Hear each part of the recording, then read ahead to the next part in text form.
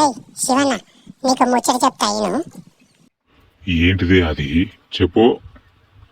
నువ్వు చెప్పేదాకా ఆగవరా. అరే నీవు ఇవాళ పుట్టినవారా? మన ఓనర్ అంటే విన్నా.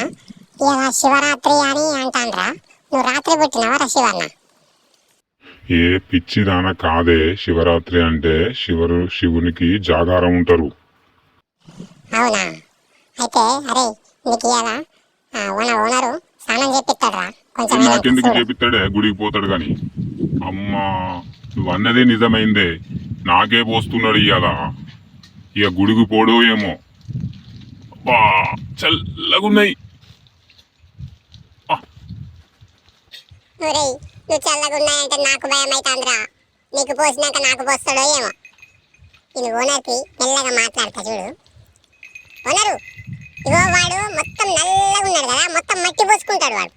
అది మొత్తం రుద్దు. అగో వాడు కొమ్మల మీద కూడా బాగున్నాయి. అరే దగ్గరికి పోరా, ఊకి అటు ఇటు గుంచుతున్నావు. నేను తెల్లగా ఉన్నా కదా ఓనర్. మా అన్నయ్యని మొత్తం మట్టి పోసుకుంటాడు వాడు. నాకు స్నానం చేపియకు. అయితమే కానీ ఇలా గుడికి పోవా?